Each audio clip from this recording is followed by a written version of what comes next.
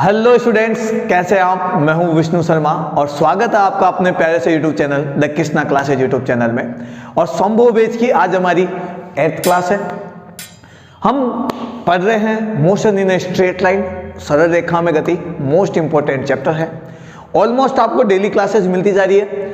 पहले जो क्लासेस हुई उसके अंदर हमने इसके बारे में पढ़ा, क्या होता है motion in a straight line, motion क्या होती है, 1D मोशन क्या होता है, 2D मोशन क्या होता है। फिर हमने पढ़ा डिस्प्लेसमेंट क्या होता है, डिस्टेंस क्या होता है, वेलोसिटी क्या होती है, स्पीड क्या होती है। फिर हमने एवरेज वेलोसिटी, एवरेज स्पीड के बारे में पढ़ा। कुछ बात की सुपर कॉन्सेप्ट की और साथ में बात की मंत्रास की। मंत्रास वो स्पेशल कॉन्सेप्ट या वो स्पेशल फॉर्मूला कह सकते हैं जिन्हें लगाओ और चुटकी में सवाल सॉल्व, फटाफट सवाल सॉल्व होते हैं। लेकिन उसके लिए आपको तपस्या करनी पड़ेगी, मेहनत करनी पड़ेगी। तो आप यदि कोई भी क्लास मिस करते हैं तो मिस मत करिए, रेगुलर क्लासेस लीजिए। आपके पास जैसे जैसे वीडियोस आते जा रहे हैं, कभी डेली वीडियो आता है, कभी एक दिन छोड़ के एक दिन वीडियो मिलता है, तो जैसे जैसे आपके पास क्लासेस आती जा रही है आप रेगुलर उसको क्लास को अटेंड करिए, कॉपी पेन लीजिए, रिटर्न वर्क कंप्लीट करिए, नोट्स कंप्लीट करिए, ताकि आपके पूरे डाउट्स क्लियर हो और मंत्रास की ताकत का आपको पता लगे और आप उन्हें ढंग से यूज कर सके। आ गई मेरी बात समझ में। चलिए भाई, आज की जो क्लास है वहां हम पढ़ने वाले हैं इंस्टेंटेनियस वेलोसिटी और स्पीड। अब आप कहेंगे कि सर बस इतना सही? नहीं, साथ में पढ़ेंगे मोस्ट इंपॉर्टेंट क्वेश्चंस जो हमेशा मैं पढ़ाता हूं। अलग अलग कॉन्सेप्ट की बात करते हैं हम, और साथ में हम बात करते हैं NEET, IIT, air force, navy, NDA के अंदर आए हुए प्रीवियस ईयर के क्वेश्चंस पर, ताकि बहुत सारे स्टूडेंट्स को ये पता नहीं होता कि फॉर्मूला तो है लेकिन लगाना कैसे है। उन्हें फॉर्मूला लगाना पता नहीं होता है। फॉर्मूला तो पढ़ लेते हैं, वरना रट लेते हैं, रटने में तो हम वैसे ही नंबर 1 है, लेकिन रटने के बाद में उस फॉर्मूले को यूज कहां करना है वो उन्हें नहीं पता है, इसीलिए उनसे न्यूमेरिकल नहीं बनते। और फिजिक्स में सबसे टफ बात ही यही है, सबसे डिफिकल्टी यही है कि हमसे न्यूमेरिकल नहीं बन रहे, और यही डिफिकल्टीज की वजह से हमें लगती है बोरिंग। फिजिक्स बोरिंग नहीं है यार, बड़ी आसान है, बट उसके लिए आपको मेहनत करनी पड़ेगी, फील करना पड़ेगा भाई, अंदर से फील करना पड़ेगा। और जब तक फील नहीं आएगा तब तक काम नहीं होएगा, और आप रटोगे तो फील कभी आने वाला नहीं है। ठीक है, वीडियो छोटा होने वाला है। पहले वाले जो वीडियोस थे वो 1-1 घंटे के आसपास के हो रहे थे, तो ज़्यादा लेंथी हो रहे थे, तो मैं थोड़े छोटे छोटे करके आपको पोर्शन में दे रहा हूँ। हर एक टॉपिक के बारे में बात करेंगे, साथ में हम बात करेंगे इंपॉर्टेंट क्वेश्चंस पर। तो दिल थाम के बैठिए, क्योंकि क्लास होने वाली है शानदार, जानदार, धमाकेदार, और आपको मिलने वाले हैं क्वेश्चन बड़े ही मजेदार। आ गई मेरी बात समझ में। चलिए भाई आगे बात करते हैं। ठीक है, चलिए। तो आज यदि हम बात करें, हमारे पास क्या होता है इंस्टेंटेनियस स्पीड या वेलोसिटी, मैं दोनों के बारे में बात कर लेता हूं। ठीक है, चलिए भाई। तो यहां पर लिख देता इंस्टेंटेनियस स्पीड और इधर में लिख देता हूं इंस्टेंटेनियस वेलोसिटी। ठीक है, चलिए भाई, मैं दोनों की एक ही डेफिनेशन दे देता हूं, क्योंकि मैं अधिकतर चीजें अज्यूम कर रहा हूं distance is equal to displacement समझकर। वैसे दोनों बराबर नहीं होता है, बट मैंने माना कि जितना मेरा डिस्टेंस है उतना ही मैंने डिस्प्लेसमेंट लिया है, तो उस हिसाब से मेरी स्पीड और वेलोसिटी की कहानी एक ही रहेगी। दोनों में अंतर इतना ही है कि यदि आप डिस्टेंस की बात करते हैं तो आपके पास स्पीड आएगा, आपके पास डिस्प्लेसमेंट है तो आपके पास वेलोसिटी आएगी, बट दोनों का मेथड, दोनों का प्रोसीजर, दोनों के फॉर्मूले सब कुछ एक ही है। समझ गए। चलिए, तो इंस्टेंटेनियस स्पीड और इंस्टेंटेनियस वेलोसिटी का मतलब क्या होता है मैं यहां पे बता देता हूं। तो यहां पे लिख देता हूं limiting value of delta x divide by delta t at a particular instant, limiting value of delta x by delta t at a particular instant when time approaches to 0, tends to 0 बोलो, approaches to 0 बोलो। ठीक है, चलिए। Delta x by delta T जो हमने पढ़ा था average value, average value या एवरेज स्पीड या एवरेज वेलोसिटी। यदि आप वेलोसिटी की बात करते हैं तो यहां पर एवरेज वेलोसिटी बोल देना, यदि आप स्पीड की बात करते हैं तो एवरेज स्पीड लिख देना। मैंने यहां पे लिख दिया एवरेज वैल्यू, ठीक है। तो ये लिमिटिंग वैल्यू होती है एवरेज वैल्यू की किसी भी पर्टिकुलर इंस्टेंट ऑफ टाइम पर, किसी दिए हुए पर्टिकुलर टाइम पर, जब टाइम अप्रोचेस टू जीरो, ताकि हम फॉर्मूले में जब लिखते हैं तो लिखते हैं कि limiting delta tends to zero, ऐसे लिख देते हैं हम। आगे मेरी बात समझे। लेकिन यदि मैं यहां पे सिंपल सी बात कहूं, एकदम सिंपल डेफिनेशन, तो मैं यहां पे लिख सकता हूं किसी दिए गए क्षण पर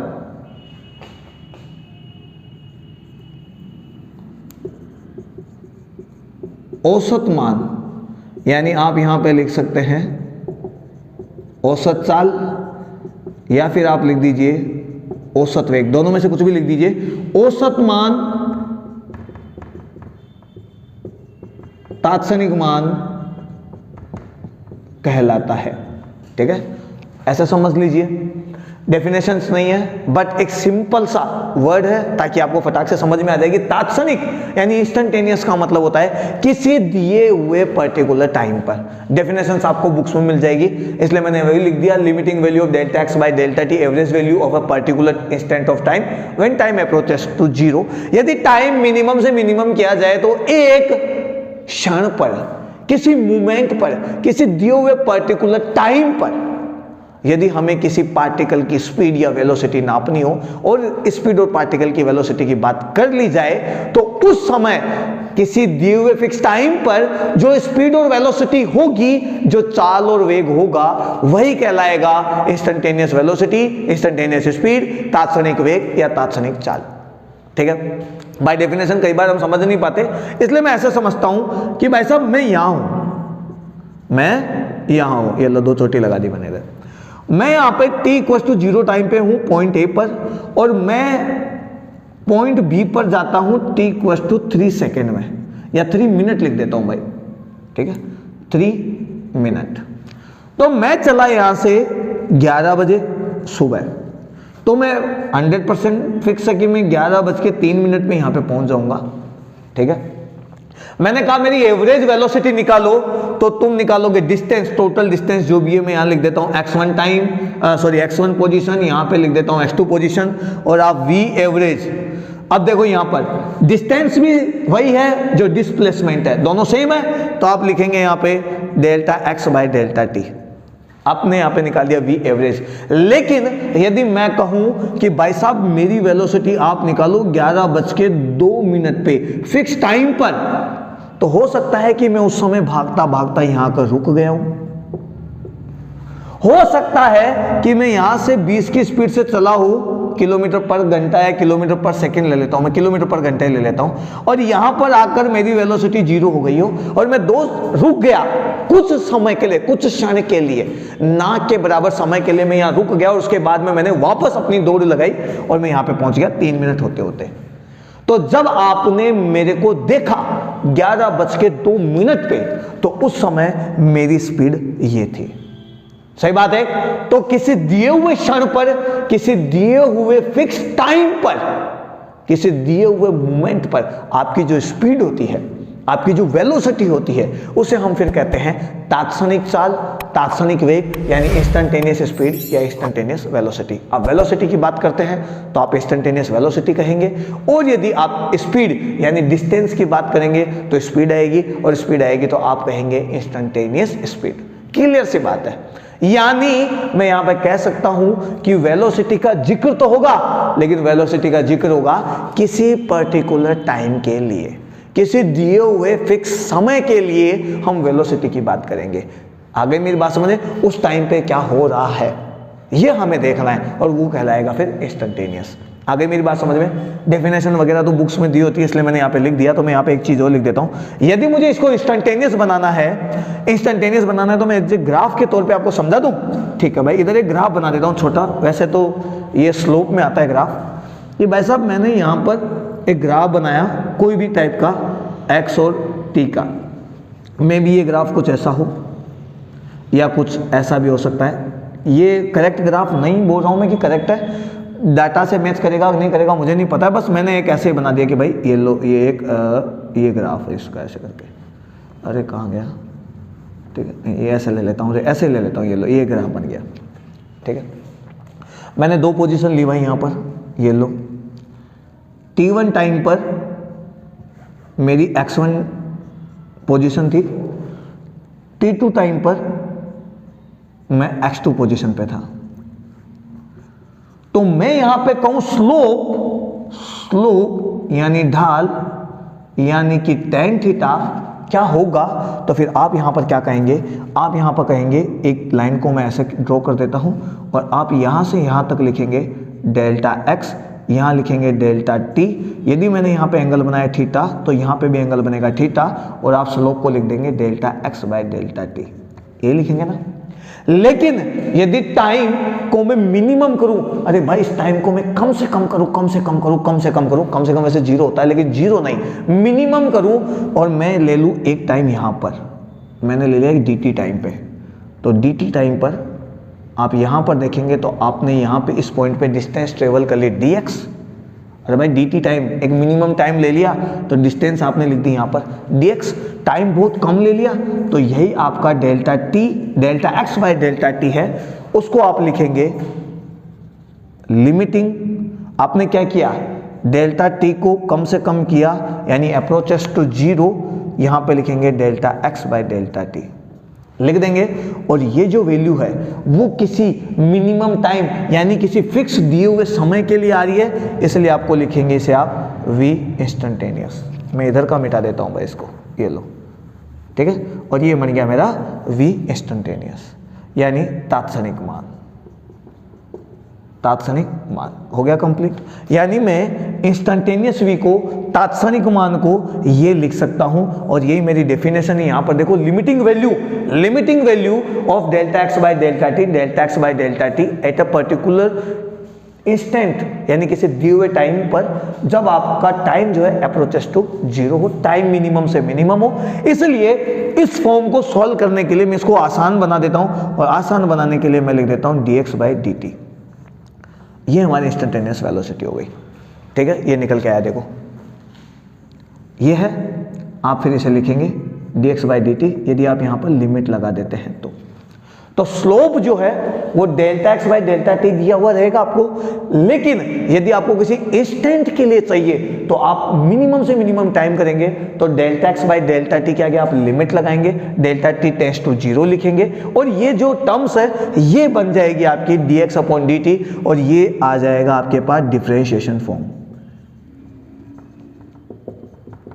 डिफरेंशिएशन फॉर्म यानी आपको ये अवकलन का रूप मिलेगा।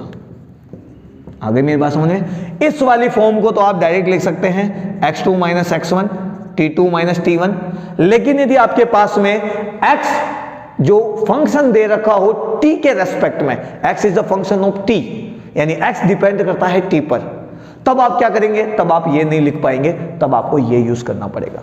इसलिए आपके पास 2 फॉर्मूले हैं, आप इंस्टेंटेनियस का फॉर्मूला ये लिखिए चाहे ये लिखिए। यदि आपकी वेलोसिटी का जिक्र कर रहे हो, आप वेलोसिटी का जिक्र कर रहे हो, ये वेलोसिटी यानी आप डिस्प्लेसमेंट लेकर चल रहे हो, फिर आप निकाल रहे हो वेलोसिटी, तो आप इसे डिस्प्लेसमेंट समझेंगे। लेकिन यदि आप डिस्टेंस लेकर चल रहे हो और आप स्पीड निकाल रहे हो, तो आप फिर इसे स्पीड समझेंगे, इसे डिस्टेंस समझेंगे। अरे भाई डिस्प्लेसमेंट यानी विस्थापन समझोगे तो वेग निकल कर आ जाएगा आपके पास में, और दूरी समझोगे तो आपके पास ऑटोमेटिक निकल कर आएगा, दूरी समझोगे तो चाल निकल कर आएगा, सिंपल सी बात है। ठीक है, मैं 1 मिनट चेक कर लेता हूँ वीडियो, क्योंकि मैं वीडियो बनाते बनाते भी उस समय पॉज हो गया था, तो रह गया था वीडियो, और 1-1.5 घंटे का हो गया। हाँ वीडियो चल रहा है भाई, चल रहा है 1-1.5 घंटे की क्लास, वीडियो कंप्लीट भी हो गई और हमने बना भी दिया और रिकॉर्ड ही नहीं हुआ, तो ऐसा कुछ हो जाता है। ठीक है, समझ गए? ठीक है भाई, तो फॉर्मूला समझना है आपको, ठीक है, और बाकी रामायण हमारे कोई काम की नहीं है। अभी हम क्रैश कोर्स चल रहे हैं, तो आपको, मुझे नहीं लगता कि आपको डीपली इस कॉन्सेप्ट को पूरा ध्यान से और बताना पड़ेगा। बाकी बुक्स में, हर अच्छी बुक्स में, सब जगह आप कोई भी बुक्स उठा के पढ़िए, आपको सब बुक्स के अंदर इसकी डेफिनेशन मिल जाएगी। ठीक है, बस थोड़ा सा समझ लेना कि औसत मान और तात्क्षणिक मान यानी एवरेज वैल्यू और इंस्टेंटेनियस वैल्यू में क्या फ़र्क है, कब आपको फॉर्मूला एवरेज वैल्यू का लगाना है और कब आपको फॉर्मूला इंस्टेंटेनियस वैल्यू के लिए लगाना है। ठीक है, सिंपल सी बात है। आपको यदि डिस्टेंस बोला जाए तो आप स्पीड निकाल रहे होंगे, और यदि आपको डिस्प्लेसमेंट बोला जाए तो आप वेलोसिटी निकाल रहे होंगे। लेकिन मैंने आपको पिछली क्लास में भी कहा था, कई जगह डिस्टेंस बोल के वेलोसिटी बोल दिया जाता है, तो घबराना मत, समझ लेना कि भाई जो आपका डिस्टेंस है वही डिस्प्लेसमेंट है, जो विस्थापन है वही आपकी दूरी है। ठीक है, चलिए भाई अब हम बात करते हैं सवालों की, सवालों का जिक्र। ठीक है, चलिए थ्योरिकल सवाल में ज़्यादा लिखूंगा नहीं, ठीक है, टाइम लग जाता है उसके लिए, तो मैं ऐसे समझा देता हूं। मेरे पास ए है, कार नंबर ए, कार ए है और एक कार बी है। एक एक कंडीशन लिख देता हूं।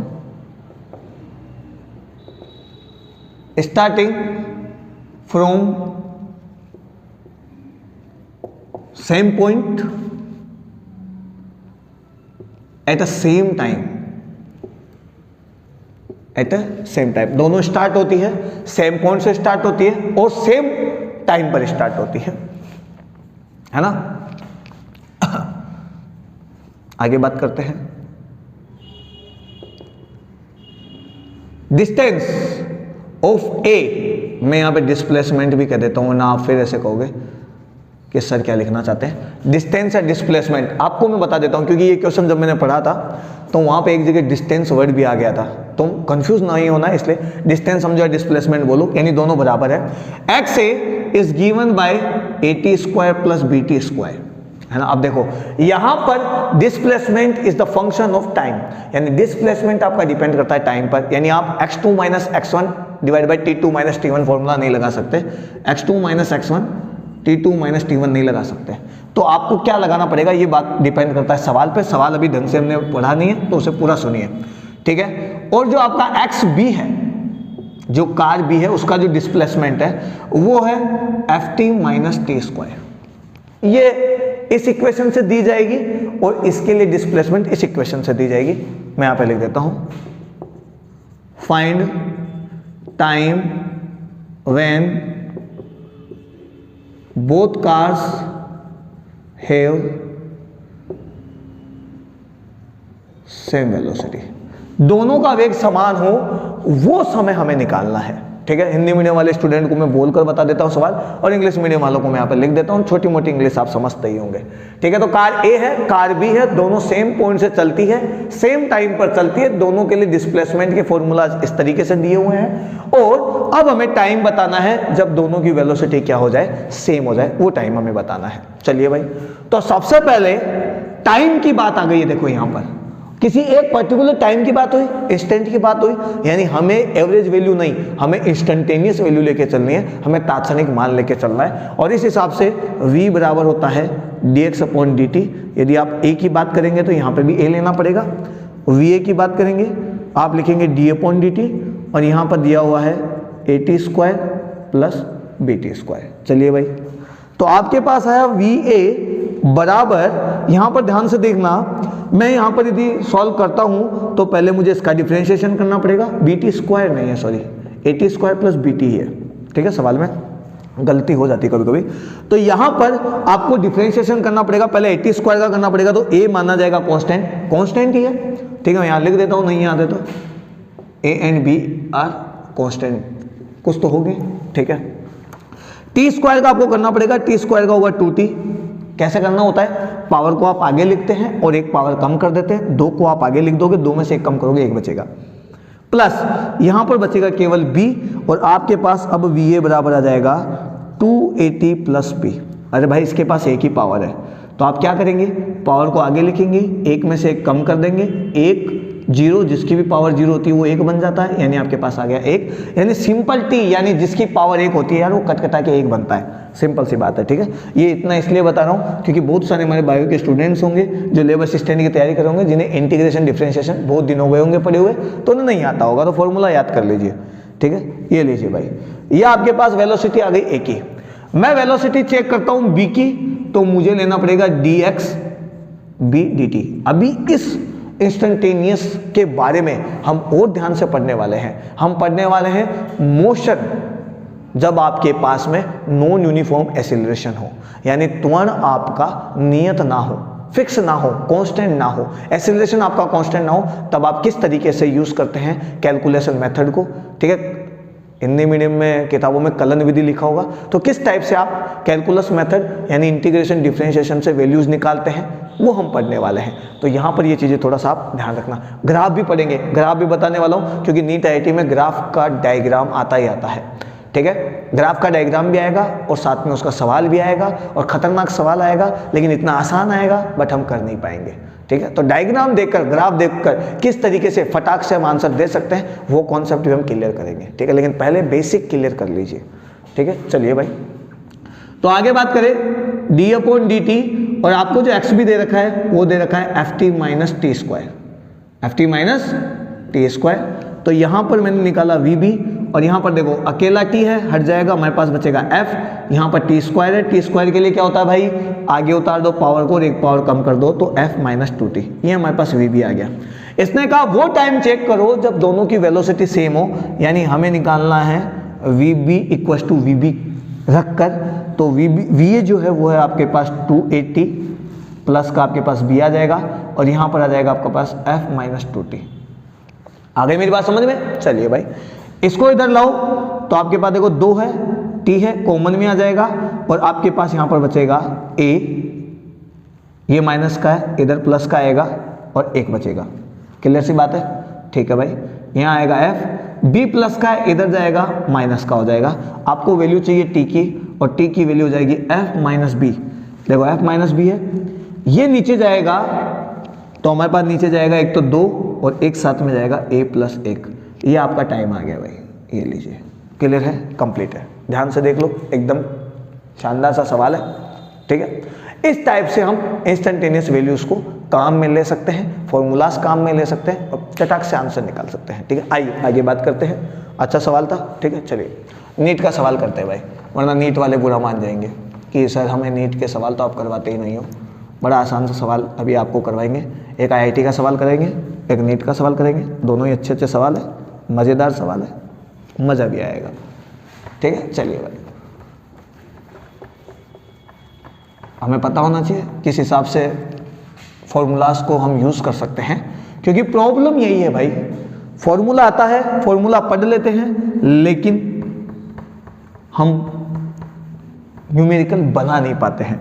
और जैसे जैसे मैं पढ़ाते जा रहा हूँ, जैसे जैसे आप क्लासेस ज्वाइन करते जा रहे हैं, आप आसानी से अपनी टेक्स्ट बुक खोलकर सवाल कर सकते हैं, बट आपको प्रैक्टिस तो खुद ही करनी पड़ेगी भाई। मैं कहाँ से करवाऊंगा प्रैक्टिस? उसके लिए तो आप ही को करना पड़ेगा सब कुछ, ठीक है। चलिए भाई आगे देखते हैं।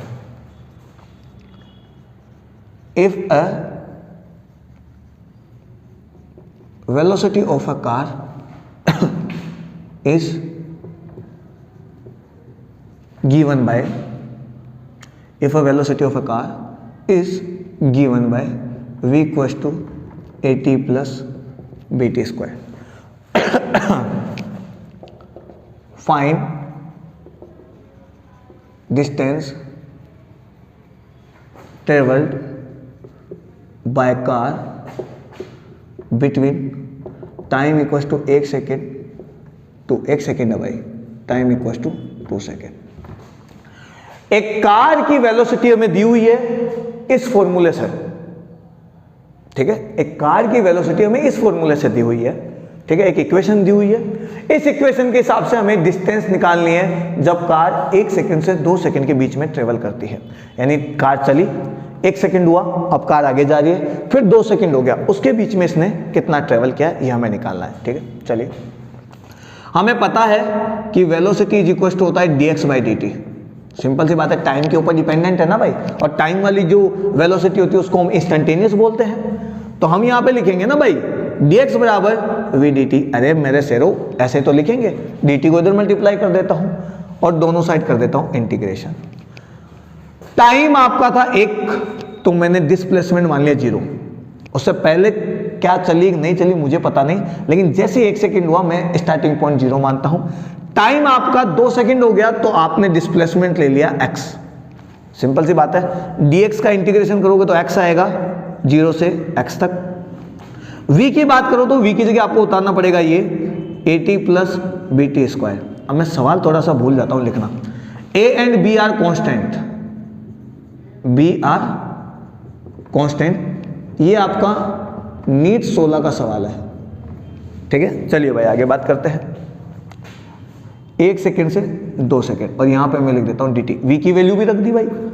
अरे सवाल बनाना बड़ा आसान है, आपको बस आना चाहिए, ठीक है। और आने के लिए जरूरी है प्रैक्टिस, प्रैक्टिस, प्रैक्टिस।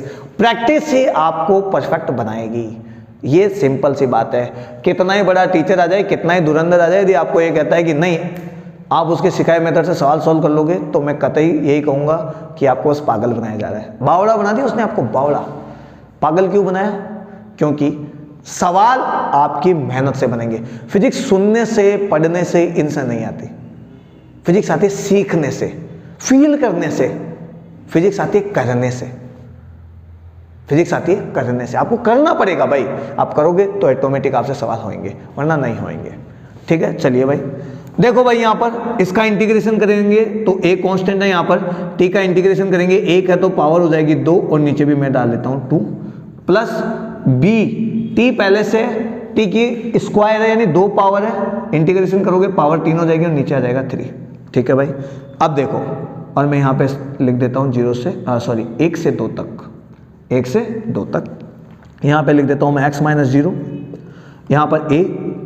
अब बात करते हैं, एक बार आपको रखना है 1, एक बार आपको रखना है 2। पहले फाइनल लिमिट रखेंगे तो मैं लिखूंगा 2 का स्क्वायर माइनस 1 का स्क्वायर, नीचे भी 2 रख दूंगा, प्लस b 2 का क्यूब माइनस 1 का क्यूब डिवाइड बाय 3। अरे भाई फिजिक्स पूरी हो गई, अब ये तो मैथमेटिक्स है, तो आपको थोड़ा तो आपका अपने पुराने कॉन्सेप्ट को पढ़ना पड़ेगा, किताबों को पढ़ना पड़ेगा, ठीक है। x में से 0 गया तो आपके पास x बचा। आगे देखते हैं भाई, यहाँ पर a 2 का स्क्वायर होता है 4 minus 1 divide by 2 plus b, आपने इंटीग्रेशन कर दिया, स्क्वायर का क्यूब बन के आ गया। आपने लिमिट रख दी, लिमिट रख दी, यहाँ पे पहले फाइनल लिमिट रखी जाती है, बाद में इनिशियल लिमिट रखी जाती है। 2 का क्यूब होता है आपका 8, 1 का क्यूब होता है आपके पास में 1, और नीचे आप लिखेंगे 3, और x इज इक्वल टू आपके पास आ जाएगा a, 4 में से गया तो 3/2a प्लस 8 में से गया तो 7/3b। ये लो भाई, ये आपका x का फॉर्मूला आ गया कंप्लीट। एकदम शानदार सा सवाल है, छोटा सा सवाल है, फटाक से करने वाला सवाल है, ज़्यादा कोई माथापच्ची नहीं करनी। बताओ कहाँ माथापच्ची करने की जरूरत पड़ी, 1 सेकंड में सवाल हो गया। आगे मेरी बात समझ में? भाई साहब ये तो आपको करना ही पड़ेगा, लेकिन ये तो आपको करना ही पड़ेगा, ठीक है। चलिए एक सवाल और लेते हैं, IIT वाले बुरा मानेंगे वरना एक IIT का सवाल भी ले लेते हैं, ठीक है। आप भी कहेंगे कि क्या बात है, इंस्टेंटेनियस के फॉर्मूलाज को कैसे काम में लेते हैं वो मैं आपको यहाँ पर बताए जा रहा हूँ।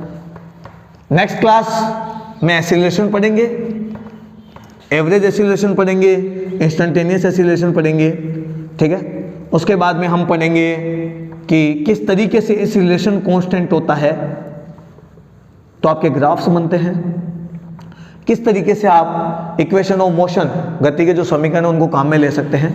यदि आपका एक्सीलरेशन कांस्टेंट नहीं होता है तो किस तरीके से आप इक्वेशन ऑफ मोशन में कैलकुलस मेथड यूज करते हैं। ये वाला जो मेथड है हमारे इंटीग्रेशन, डिफरेंशिएशन, उनको यूज करते हैं। कई लोगों को तो पता ही नहीं अभी तक कैलकुलेशन मेथड होता क्या है, यानी समझ लीजिए अवकलन समाकलन कब यूज करना है, ठीक है। उसके बाद हम पढ़ेंगे मोशन अंडर ग्रेविटी, गुरुत्वीय प्रभाव में गति, बड़े शानदार से क्वेश्चन बनते हैं वहाँ से। उसके बाद में हम पढ़ेंगे गैलीलियो का प्रिंसिपल, बड़ा शानदार सा है। फिर उसके बाद में रिलेटिव वेलोसिटी, और चैप्टर खत्म। लगभग 4 से 5 पार्ट हो रहेंगे इस चैप्टर के, छोटे छोटे पार्ट्स में आप आराम से पढ़ पाए, इसलिए मैं इसे छोटे छोटे पार्ट्स में लेकर आ रहा हूँ, ठीक है। चलिए एक सवाल और करते हैं। इफ अब बॉडी है, कार है, थोड़ा सा भूल जाता हूँ मैं, शॉर्ट टर्म मेमोरी लॉस कह सकते हैं आप, गजनी हूँ गजनी, अब लिख के तो घूम नहीं सकता ना इधर इधर, ऐसे भूल जाता हूँ यार, भूल जाता हूँ, समझा करो यार, क्या करो। दूध बचपन से पिया नहीं, बादाम खाने से दिमाग तेज होता नहीं, बोनविटा से कुछ होता नहीं, हॉर्लिक्स पीकर मैंने देख लिया वो वेस्ट हो गया, तो बैठा ही नहीं। समझ गए होंगे आप मेरी बात, इसे बोलते हैं पागल बनाना। इसीलिए मेहनत आपको खुद करनी है। आपको यही कहा जाएगा ये कर लो वो कर लो, आप ऐसे सिलेक्शन हो जाओगे वैसे सिलेक्शन हो जाओगे। मैं ये कह रहा हूँ सिलेक्शन करने से ही होगा, और करनी पड़ेगी आपको पढ़ाई, अदरवाइज नहीं होगा। सिंपल सी बात है, फिजिक्स आपको करनी पड़ेगी, फिजिक्स करोगे, फिजिक्स पढ़ोगे, फिजिक्स लिखोगे, तब जाकर फील आएगा, फील आएगा, फिजिक्स के सवाल बनना चालू हो जाएंगे, और एक दिन आप कहोगे कि फिजिक्स फील आ रहा है फिजिक्स में, बड़ी शानदार चीज़ है। हिंदी से भी ज़्यादा आसान लग रही है अब तो, क्योंकि हिंदी में तो समझ में नहीं आता कवि क्या कहना चाहता है। कहना कुछ और चाहता है, कह कुछ और देता है। इधर सिंपल सा फंडा है, सीधा सटीक कॉन्सेप्ट है, जिसको समझ में आ गया वो पूरी कहानी समझ लेता है, सिंपल सी बात है। ठीक है, चलिए इफ है, मैं कार ही लिख देता हूं, car is move under the action of, या बॉडी लिख देता हूं, कार अच्छा नहीं लग रहा ना, अब सवाल क्या है, थोड़ा सा बॉडी है कार है पता नहीं, जो भी है भाग रहा है, under the action of constant force related to time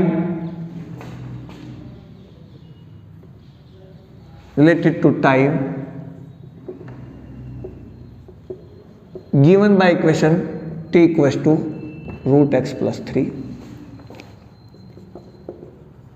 Find the distance when velocity become 0। कोई गाड़ी है जो कि कांस्टेंट फोर्स के एक्शन में, या कोई बॉडी है, गाड़ी की जगह बॉडी लिख दिया कि अच्छा बॉडी है, कांस्टेंट फोर्स के एक्शन में वो चल रही है। इसने दे रहा है force is equal to constant, यानी फोर्स आपका कांस्टेंट है, फोर्स होता है एम ए, यानी आपका ए भी क्या है, कांस्टेंट है। इस तरीके से सवाल घुमाया जाता है, तो थोड़ा सा ध्यान रखना क्या कांस्टेंट दिया हुआ है। ठीक है, और उस मूविंग बॉडी के लिए टाइम और डिस्प्लेसमेंट के बीच का रिलेशन यह है रूट एक्स प्लस 3।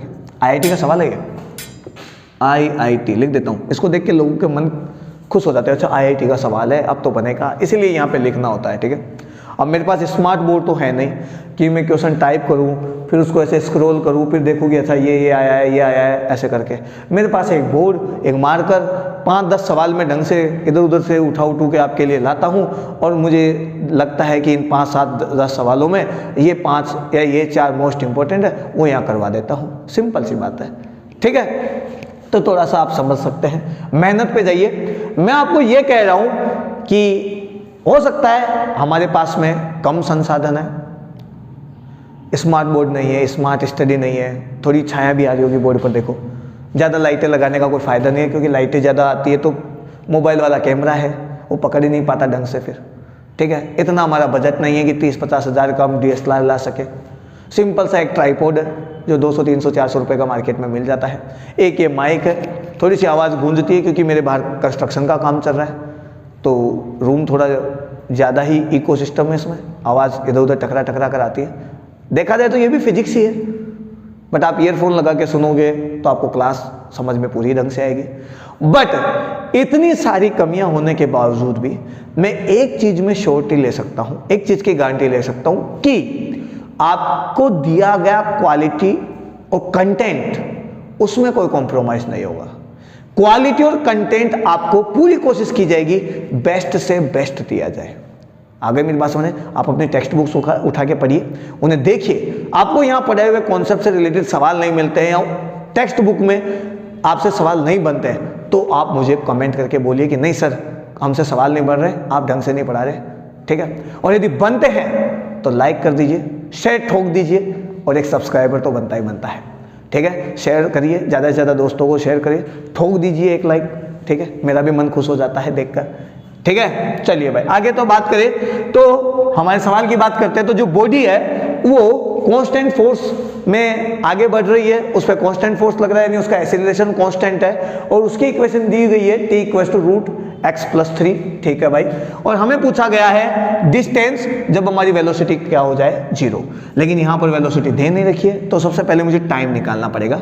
तो एक काम करते हैं, इसको इधर उठा के लाते हैं, t minus 3 equals to root x, t minus 3 यहाँ से रूट हटाओगे तो इधर स्क्वायर आ जाएगा और यहाँ आ जाएगा x। कई स्टूडेंट सोच रहे होंगे सर कितने आसान से सवाल कराते हैं। अरे भाई स्टेप बाय स्टेप आपको आगे बढ़ना है।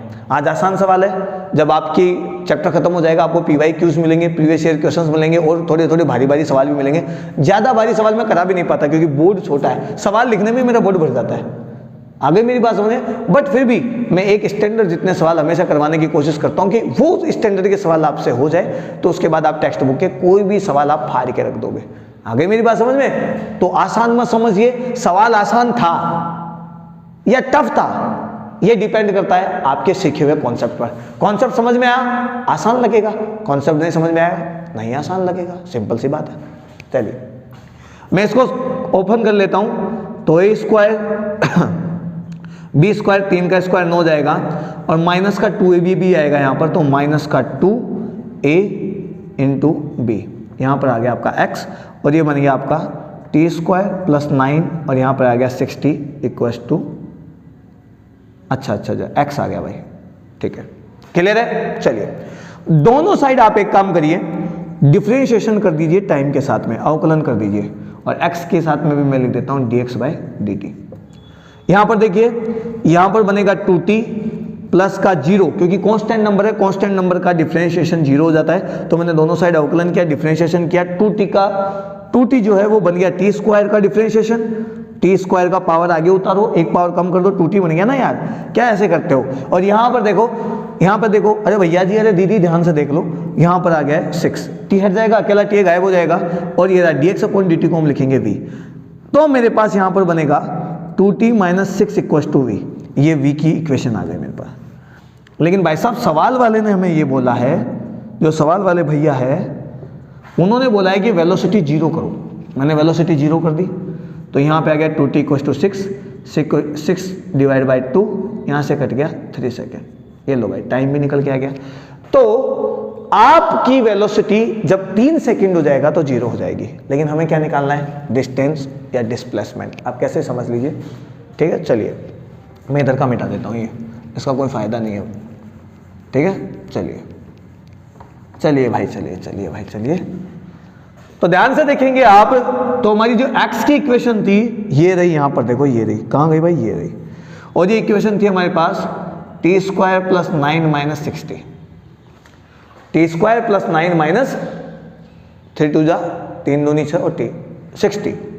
हमें इसने बोला कि आपको x चाहिए, लेकिन कब चाहिए, जब वेलोसिटी 0 हो जाए, और वेलोसिटी 0 होती है 3 सेकंड पे, जो हमने अभी निकाली है, तो मैं यहाँ पे 3 सेकंड रख देता हूँ, तो 3 का स्क्वायर प्लस 9 माइनस का 30, और अब आपके पास बनेगा 3 का स्क्वायर 9 प्लस 9, अरे मैंने यहाँ पे तो रखा ही नहीं, अभी तक मैंने यहाँ पर तो रखा ही नहीं, तो 3 का तो स्क्वायर रख दिया, 9 रख दिया, और माइनस के 6 इंटू 3 रख दिए, और अब मेरे पास x इज इक्वल टू 9 से 9 कट गया, और ये आ गया माइनस के 18 मीटर।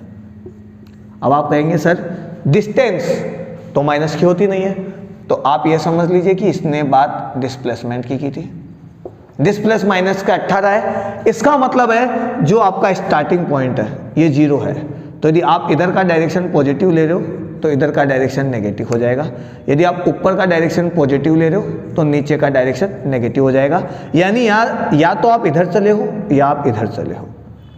आ गई मेरी बात समझे, या तो हो सकता है आप ऊपर से नीचे गिर गए हो, जो आपका रेफरेंस पॉइंट है, ठीक है, ओरिजिन है, प्रारंभिक बिंदु समझ लीजिए, जहाँ 0 0 मानते हो आप, वो समझ लीजिए, उस पॉइंट से तो आप नीचे आ गए हो या इस साइड आ गए हो, ठीक है। जिस डायरेक्शन को आपको पॉजिटिव माना है उस डायरेक्शन के आप अपोजिट चले गए, तो x बराबर माइनस के 18 मीटर का आपके पास डिस्प्लेसमेंट आ रहा है भाई। क्लियर है, समझ में आया। सवाल ध्यान से देख लेते हैं, कहीं गलती तो नहीं कर दी, क्योंकि छोटी मोटी कैलकुलेशन वाली गलतियां हो जाती है, मैथमेटिक्स हमेशा गलती करवाती है, और सबसे बड़ी बात जो मैथ्स का स्टूडेंट होता है वही सबसे ज़्यादा गलतियां करता है। क्यों, अरे मैथ्स का है ना, तो मैथ्स में वही गलती करेगा, बायो वाला तो गलती पहले बेचारा रट रट के कदम रखता है, तो गलती होने के आसार ही नहीं रहते, ठीक है। चलिए भाई, यहाँ से सवाल हमारा बन गया है, तो भाई साहब आपका सवाल हो गया है पूरा, समझ में आया। तो यदि आपको मजा आया तो एक शेयर ठोक दीजिए, एक लाइक ठोक दीजिए, वीडियो को पसंद किया है, मजा आया तो एक कमेंट कर दीजिए, ठीक है। और नेक्स्ट क्लास में हम फिर मिलेंगे एक्स्ट्रा क्वेश्चंस के साथ में, सुपर कॉन्सेप्ट के साथ में, कुछ मंत्रों के साथ में, ताकि आप बन जाए सिद्ध पुरुष। तो आज्ञा दीजिए, आज के लिए इतना ही। जय हिंद, जय भारत।